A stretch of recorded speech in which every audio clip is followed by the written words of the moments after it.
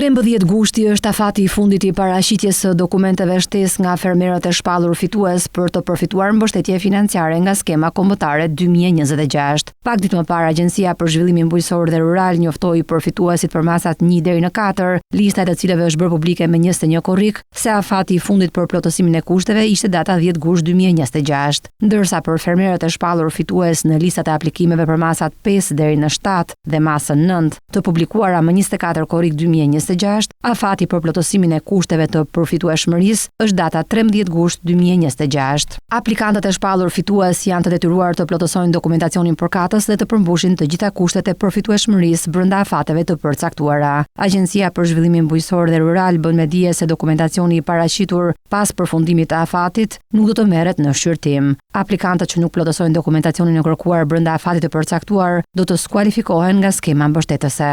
Skema kombëtare e mbështetjes në bujqësi 2026 ka shënuar një interes të lartë nga fermerët në të gjithë vendin, duke regjistruar gjithsej 42.728 aplikime, ndërsa vlera e kërkesave ka arritur në 7.2 miliard lek nga 5.2 miliard lek që është fondi I vënë në dispozicion. Qarku I Fierit kryeson me numrin më të lartë të fermerëve aplikues, I ndjekur nga Korça, Elbasani dhe Vlora, qarqe që vijojnë të mbajnë peshën kryesore të prodhimit në vend. Këtë vit skema kombëtare u organizua në 12 masa mbështetëse të ndara në 9 masa direkte dhe 3 masa investimesh, duke ofruar mundësi financimi në sektor të ndryshëm. Masat direkte përfshin tufën bazë të gjedhjet, tufën bazë të imtave, bletarin, dosat dhe paradosat, kontrollin biologjik, fermat organike, certifikimin Global Gap, mbështetjen për sipërfaqet e mbjella, si dhe ripopullimin e ujrave të brendshme.